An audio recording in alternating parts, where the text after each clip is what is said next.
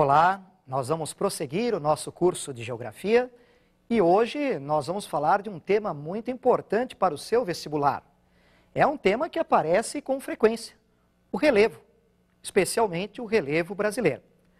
Antes de conhecermos as características do relevo brasileiro, nós temos que lembrar dos tipos de rochas e das estruturas geológicas.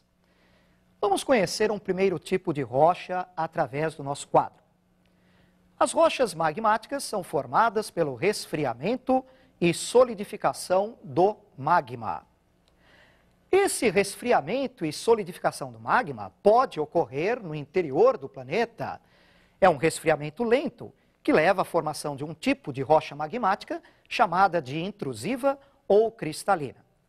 Caso esse resfriamento e essa solidificação ocorra na superfície, após as erupções vulcânicas, um resfriamento mais rápido, nós vamos ter então a formação das rochas vulcânicas ou extrusivas. Vamos conhecer o segundo tipo de rocha? As rochas sedimentares, formadas pela consolidação de sedimentos. Estes sedimentos são o produto da erosão das rochas, do desgaste das rochas. Esses sedimentos, eles vão se acumulando em camadas nas partes mais baixas do relevo. Através da compactação desse material, se forma a rocha sedimentar. Em meio a essas camadas, podemos encontrar os fósseis, marcas de antigos seres vivos. Agora vamos conhecer um terceiro tipo de rocha. As metamórficas, formadas pela modificação de rochas pré-existentes. Essa modificação ela vai ocorrer pela alteração nas condições de pressão e de temperatura. Essa alteração provoca uma reestruturação, um rearranjo dos minerais, modificando a rocha pré-existente. E aí você tem, então, a rocha metamórfica. Agora, vamos conhecer alguns tipos de estruturas geológicas. Nós preparamos duas figuras para você entender direitinho essas estruturas. Vamos à primeira figura. Nessa primeira figura, nós encontramos os escudos cristalinos. São formados por rochas cristalinas, muito antigas, constituem uma estrutura muito rígida e forma a base dos continentes. Esses escudos podem aparecer na superfície, e aí eles serão chamados de núcleos cristalinos. Eles ocorrem em áreas planálticas.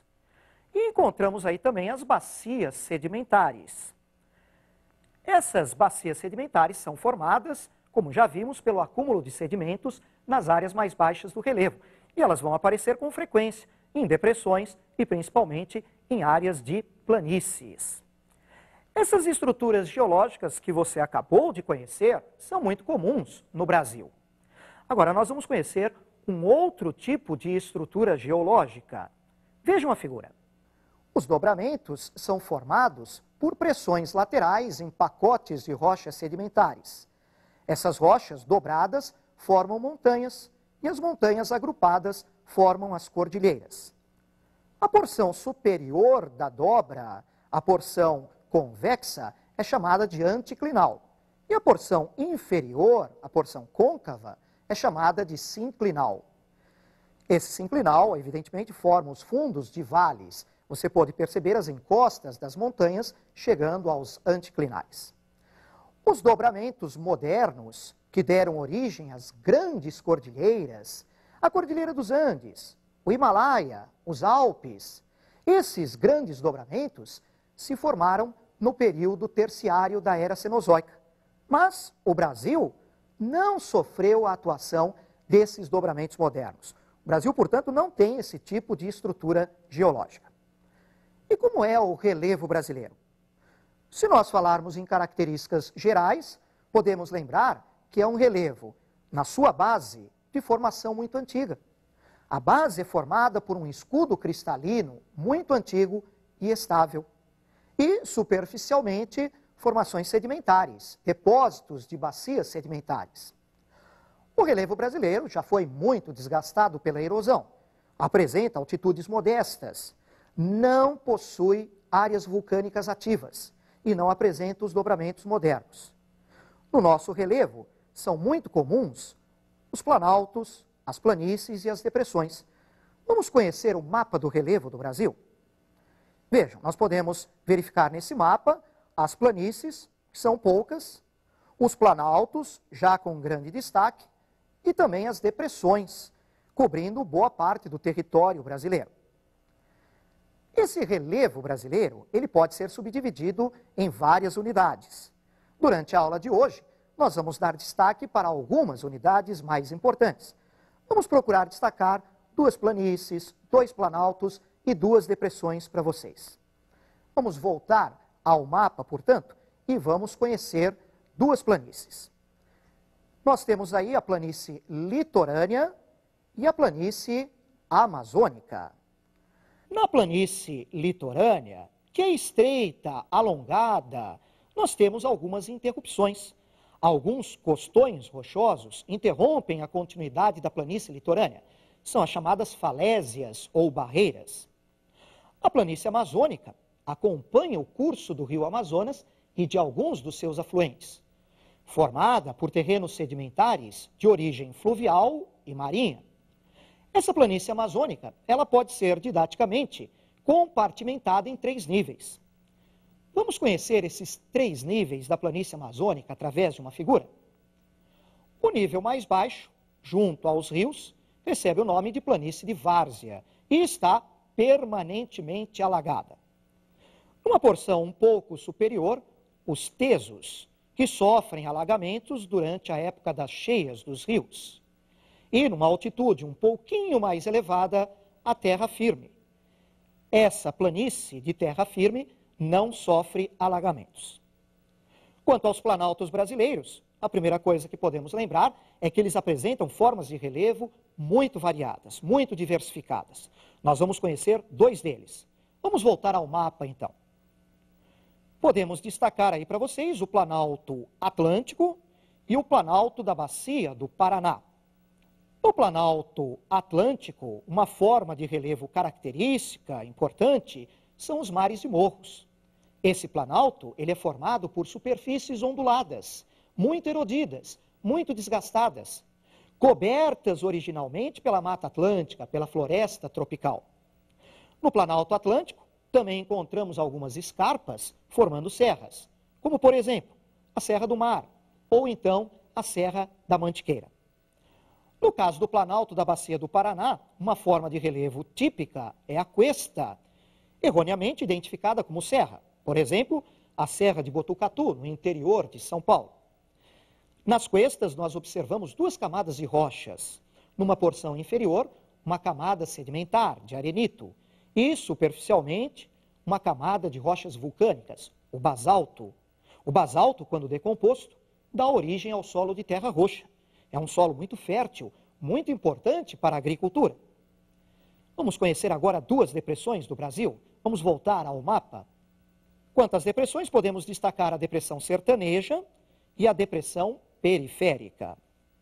Essa depressão sertaneja e que acompanha também o Vale do Rio São Francisco, ela é caracterizada por superfícies muito aplainadas, rebaixadas, localizadas entre serras e chapadas.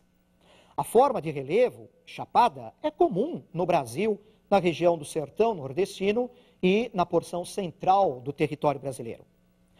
A depressão periférica, ou depressão periférica da borda leste da bacia do Paraná, ela é importante pela ocorrência de jazidas de carvão mineral, especialmente no sul de Santa Catarina, no Vale do Rio Tubarão. Essa depressão é composta por terrenos sedimentares e metamórficos. Muito bem, é importante também, depois de nós conhecermos todo esse relevo brasileiro, lembrarmos de algumas outras questões importantes sobre esse relevo, não só do Brasil, mas do mundo como um todo também, e de alguns aspectos geológicos. Nós preparamos algumas questões que nós vamos analisar e vamos complementar esse conteúdo de relevo que é muito importante para o seu vestibular. Então, vamos ver a primeira questão que nós preparamos. O que são os agentes endógenos e exógenos que atuam sobre o relevo? Esses agentes atuam tanto na construção quanto na modificação do relevo. Os agentes endógenos atuam a partir do interior da crosta. Eles envolvem, por exemplo, as atividades vulcânicas, o deslocamento das placas tectônicas e o choque entre elas, ou então as atividades sismológicas, os terremotos. Os agentes exógenos atuam a partir da superfície do planeta. Inclui, por exemplo, a ação dos ventos, das chuvas, da água dos rios, dos mares e até dos seres vivos. Vamos verificar a nossa segunda questão. Por que o Brasil não é afetado por terremotos violentos? Os terremotos violentos ocorrem no contato entre as placas tectônicas, em grandes falhamentos geológicos ou nos dobramentos modernos. O Brasil não apresenta essas características e não tem áreas vulcânicas ativas. O relevo brasileiro, ele é geologicamente estável, ele é de formação antiga. Vamos agora à terceira questão. Qual é a origem dos combustíveis fósseis? O carvão mineral é resultante do soterramento e da fossilização de antigas florestas, ocorrendo esses fatos principalmente no período carbonífero da era paleozoica. O petróleo e o gás natural são resultantes da decomposição de seres marinhos. No Brasil, uma das principais áreas produtoras de petróleo é a plataforma continental, áreas marinhas, com destaque à bacia de Campos. E agora a nossa quarta questão. Por que um famoso filme exibido nos cinemas levou o nome de Jurassic Park? Claro que você se lembra desse filme, que envolvia a figura dos dinossauros. Os dinossauros viveram no período jurássico da era mesozoica. A extinção dos dinossauros ocorreu no final da era mesozoica. Seres humanos e dinossauros não coexistiram. Os seres humanos apareceram posteriormente, durante a era cenozoica. Muito bem, nós vimos alguns aspectos importantes. Evidente que você precisa estudar muito bem esse assunto, tá, para o seu vestibular. E nós nos vemos na próxima aula. Até lá!